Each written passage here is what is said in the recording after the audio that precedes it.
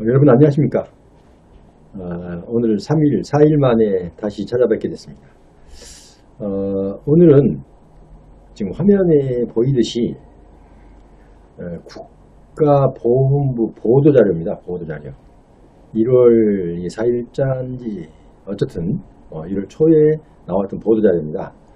그래서 좀 방송을 바로 하고 싶었는데 제가 사정이 있어서 좀 개인적인 볼일로 좀 늦었습니다. 그래서 오늘은 여러분께 이거 반가운 소식 중에 하나죠. 국가보훈부 보도자료 65세 이상 저소득 보훈 대상자 생활조정수당 지급 확대. 생활조정수당 지급 확대. 듣기만 해도 기분 좋은 소리죠.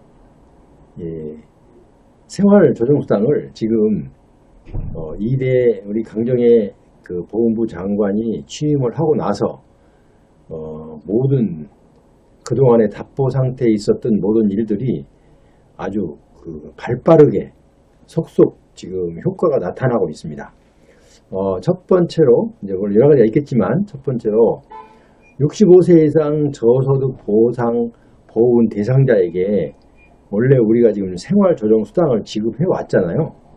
그런데 지금 이제 변경돼서 여러분께 훨씬 유리한 쪽으로 변경이 돼서 시행이 됩니다. 그거는 무슨 얘기냐면 옛날에는 자기 가족이죠. 그러니까 자녀, 그다음에 사위, 딸까지 합쳐서 이제 직계 자녀로 보고 있죠. 그런데 이 직계 자녀들이 같은 생활권을 하고 있지 않으면, 그러니까 가구와 같이 가구를 거주지를 달리하는 부양 의무자가 소득 재산과 관계없이 여러분께 지금 이 화면에 나와 있듯이 이렇게 지급하겠다는 거죠. 이번에는 어떻게 됐어요? 이전에는 거주지를 달리하는 부양 의무자가 있어도 거주지를 달리하는 부양 의무자가 있어도 소득 부양 의무자의 소득을 따져서 여러분께 생활조정수당을 지급했습니다. 그런데 이번에는 거주지를 달리하는 부양 의무자가 소득이 아무리 많아도 거주지를 달리하는 부양 의무자 대상이 누굽니까? 아들이나 딸, 그러니까 아들, 며느리, 딸 사이까지 들어갑니다. 네 명이 그러니까 부양 의무자, 그러니까 부양 의무자, 거주지를 달리하는 부양 의무자로 들어가는 사람이 아들, 며느리, 그리고 딸, 사위, 이렇게 네 사람이 들어갑니다. 네 사람이 만약에 거주지를 달리해도 다른 데 살아도 그분들의 재산까지도 조사를 했어요. 그래서 그분들의 재산이 많으면 우리 어르신들께 가는 생활조정수당이 없어지거나 받지 못하거나 아니면은 또 적게 받을 수밖에 없었어요. 왜냐하면 우리나라 그 정서로 봐서 부양 의무자, 그러니까 아들, 며느리, 딸, 사위, 이 사람이 이제 부양 의무자예요. 우리나라 법적으로. 그러니까 이 사람들이 재산이 아무리 많아도 그때, 그러니까 이번 전까지는요, 재산에 따라서 내가 받는 생활조정수당이 달라졌어요. 또 아까 그 부양 가족이 부유하면, 넉넉히 잘 살면 아예 생활조정수당을 지급하지 않기도 했죠. 자, 그런데 이제는 어떻게 했어요? 거주지를 달리하는 부양 의무자, 그러니까 같이 살지 않으면, 그러니까 아들과 며느리, 그 다음에 딸 사위가 내 집에 같이만 살지 않으면 그 사람들이 10억을 가졌든 100억을 가졌든 재산이 아무리 부자라도 그 사람들의 재산을 따지지 않고 지금 생활조정수당을 지급하겠다. 이렇게 결정해요. 이건 파격적인 거죠. 파격적인 거. 자, 이제 그런 부담을 덜어야죠. 어떤 어르신들 보면요. 우리 아들이 박사, 교수고 그런데 외국가 있는데 사실은 실질적으로는 그 아이들은 재산이 많지만 우리 부모에게 오는 거는 거의 생활비도 보조도 없다. 뭐 이렇게 이제 변명도 하고 또 조사도 하고 그랬는데 지금은 그 조사도 할 필요가 없어요. 왜? 나하고 같이 사느냐 안 사느냐 그것만 조사합니다.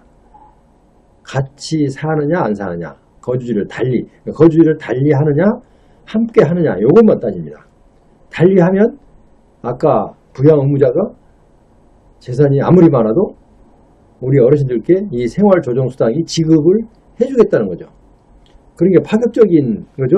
옛날부터 이런 건 좀 얘기가 나오긴 했지만 지금 새로 보훈부 장관이 부임함으로써 발빠르게, 지금 부임한 지 며칠 안 됐어요.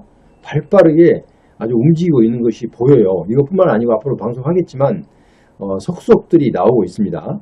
자, 그런데 그러면 얼마씩을 줄 거냐? 자, 지급 대상 결정은 본인, 이제 그 대신 뭘 따져요? 그 대신 아까 부양 의무자 소득 재산은 따지지 않았는데 누구를 따져요?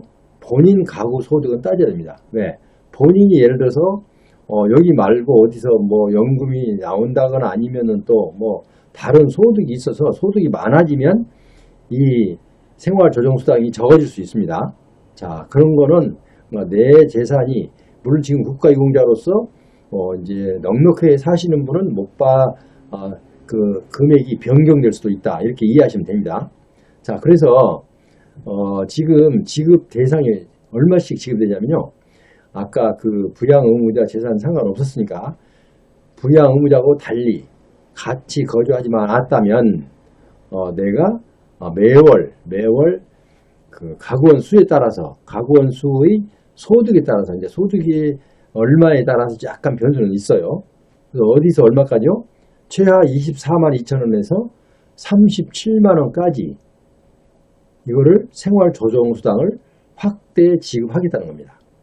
그럼 여러분 우리 어르신들은 지금까지 보훈보상급여금 매월 15일 날 지급되는 보훈보상급여금 기본은 놔두고 이 외로 추가로 지급되는 것이 생활보조, 그러니까 아까 그 뭐 월남 참전 용사 수당 사망보조금 이런 거 다 잡다한 거 빼놓고 정상적인 거 매월 나오는 거 매월 지급되는 것만 따지면 생활조정수당이 이제 매월 지급이 되는데 적게는 아무리 내가 재산이 많아도 그러니까 가구 본인이 가구와 이제 재산이 소득가 아무리 많아도 최소한 24만 2천 원은 드리겠다는 거죠.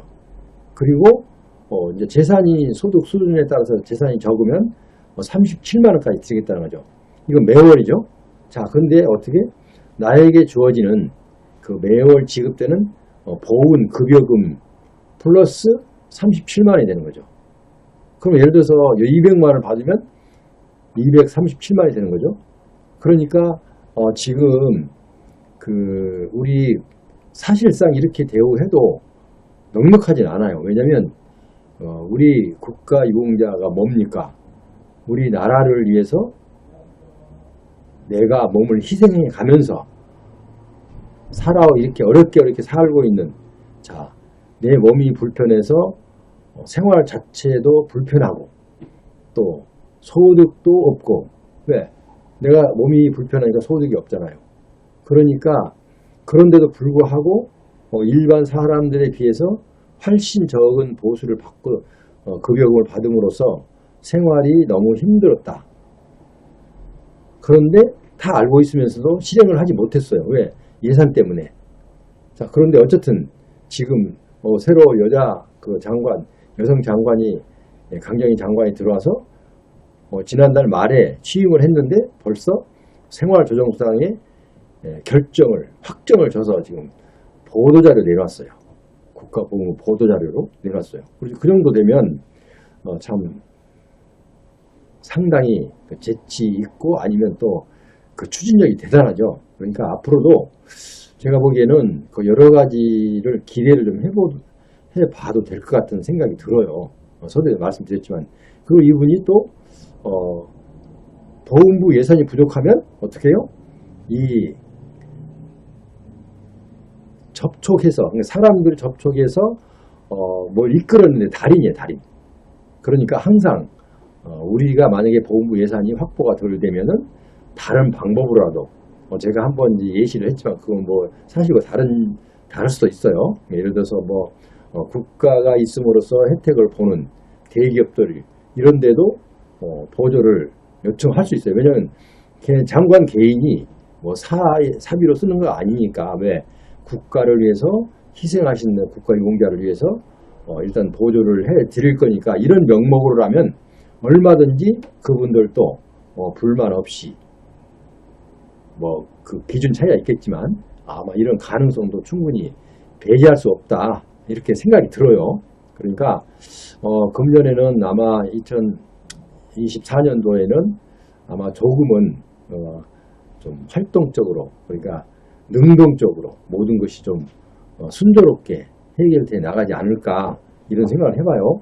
그러니까 지금은 이제 확정적으로 매월 24만 원에서 37만 원까지 확정이 이제 나올 거니까 이제 내 재산이 내가 갖고 있는 재산이 얼마에 따라서 달라진다고 말씀드렸어요. 그러니까 우리 어르신들은 새해를 맞이해서 꼭 우리 그 신임 장관이 잘해줘서가 아니라 어쨌든 이런 모양처럼 그분이 또 이렇게 우리한테 직접 지급되는 거 말고 간접적인 거라도 지금 보험 보상자 그러니까 국가유공자의 위상을 또 높여주고 또 그리고 많은 사람들로부터 또 우리를 부각시키는 아마 그런 계획도 있는 것으로 보여요. 그러니까 여러분들은 오늘 2024년도를 한번 좀 기대를 해보는 것도 괜찮겠다라는 생각이 들어요. 그렇다고 해서 너무 우리 욕심껏 이렇게 얘기한 건 다 들어지지 않겠죠. 왜냐하면 예산이 한계가 있기 때문에. 어쨌든 오늘은 좀 반가운 소식이다 여러분께 보도자를 전했습니다. 그래서 그러니까 지금까지 어르신은 그랬잖아요. 네, 우리 아들 미국 가서 사는데 잘 살아, 살긴 잘 사는데 나한테 매월 오는 게 없다. 이러셔도 상관없어요. 이번에는 이제요. 왜? 같이 안 사니까. 같이 안 살면 그 사람들 재산 안 따져요. 예전에는 어떻게 해요? 같이 안 살아도 부양의무자 재산을 따졌어요. 아들 며느리가 갖고 있는 재산을 따졌고 딸 사이가 갖고 있는 재산까지 따졌어요. 그건 조금 지나쳤죠? 이미 그 딸이 시집을 가면 이제 가족은 가족이지만 가족이 아니죠. 그러니까 이 사람들까지 얘도 옛날에는 그분들이 재산이 여유가 있으면요 보조가 되든 안 되든 이 심사에서 까다롭게 그걸 적용을 했어요. 근데 이번은 지금 심사에서 그 적용을 안 합니다. 같이 안 살면 그분들이 아무리 돈이 많아도 또 실제로 어르신들 부양의무자에게 실제로 한 달에 100만 원을 받든 1000만 원을 받든 상관 안 한대요. 얼마를 받든 안 따져보고 무조건 같이 안 살기만 하면 같이 안 살면 어르신들의 재산만 따져서 소득만 따져서 드리겠다는 거죠. 그렇다고 해서 이거 엄청난 많은 돈은 아니니까 아마 그렇게도 가능한 것으로 보여요. 그러니까 지금까지 생활조정수당이 지급이 좀 지지부지하게 왜 준다고 해놓고 발표해놓고 사실 나중에 보니까 받는 게 별로 없어요. 또 받는 금액도 적고 그거는 왜 그랬어요? 부양 의무자가 재산이 많으면 혜택을 안 주거나 아니면 좀 일부만 줬죠. 그래서 그랬던 거예요. 근데 지금은 부양 의무자와 같이 살지 않으면 그러니까 별개 살면은 그래서 그 사람들의 재산을 따지지 않겠다. 여러 번 되풀이했어요. 그러니까 오늘 그냥 기분 좋은 하루가 되기를 바라고요. 어쨌든 늘 건강에 유의하시고 또 지금 이제 추가로 하나 더 말씀드리면 상위 등급을 재판정 상위 등급을 받고 싶어 하시는 어르신들은 내가 6급을 받았는데 내가 몸이 많이 옛날 받을 때보다도 많이 좀 악화됐다 라고 생각이 되면 보훈병원에서 일단은 거기 가서 다시 받는 것보다는 일반 대학병원에 가서 받는 게 훨씬 좋습니다. 보훈병원에 진단서 하나 끊어서 그걸 들고 가면 대학병원에서 진단 받을 수 있어요. 그래야 위에 그 보훈심사위원회에서도 그 심사하는 거. 그러니까 옛날보다 많이 악화됐다고 인정이 되면 어떻게 해요? 이제 급이 올라가는 거죠. 그러니까 그런 것도 이제 제가 상담해 드릴 거예요. 그러니까 여러분께서 어쨌든 이제 모든 것을 긍정적으로 말만 하고 이렇게 불만. 그런데 아직은 여러분께 이제 좀 불만이 계속 있을 수밖에 없는 그런 항목이 뭐냐면 제가 지금 바로 말씀드렸듯이 내가 지금 7급을 뭐 10년째다. 그런데도 계속이다. 이러신 분도 있고 뭐 6급 이상인데 지금도 10년째, 20년째다. 뭐 이런 분도 있어요. 그러니까 그분들이 지금까지 지지부진하게 좀 승급이 안 됐지만 이제는 아마 이거 서류 그러니까 또 잘못도 있어 국가보훈처에만 잘못인 게 아니고요. 내가 준비를 철저히 안 하면 내가 손해 볼 수밖에 없는 경우도 생기는 거예요. 그러니까 준비할 때 만약에 재판정 신청을 받고 싶으면 준비를 철저히 하셔야 됩니다. 옛날보다 내가 나빠졌다는 그 진단서와 검사 기록 이런 게 꼭 첨부가 돼야 됩니다.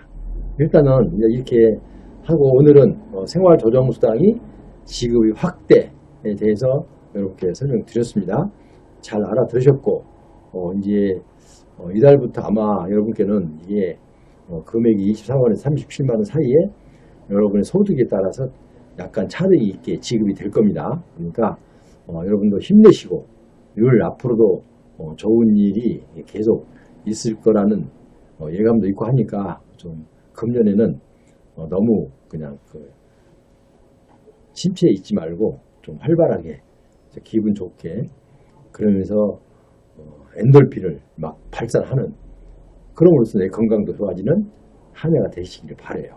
그리고 이제 저한테 힘을 실어주기 위해서는 아직도 조정 가족 구독 버튼을 안 누르셨으면 구독과 좋아요 한번 눌러주세요. 그래야 여러분들 대변할 수 있는 저도 여러분들이 많이 저를 응원해 줘야 저도 또 그 힘을 얻어서 또 그게 또 전달력이 더 크죠. 그러니까 이 점을 양해하시고 그렇게 해주시면 감사하겠습니다. 또 다음 시간에 또 좋은 소식이 있으면 바로 들고 나와서 여러분께 보고하겠습니다. 그럼 여러분 날씨도 쌀쌀한데 건강 유의하시고요. 특히 감기 조심하시고요. 한번 걸리면 오래 가더라고요. 늘 긍정의 마음으로 긍정적인 마음으로 즐거운 생활 되시기를 간절히 바라면서 오늘 물러갑니다. 안녕히 계십시오.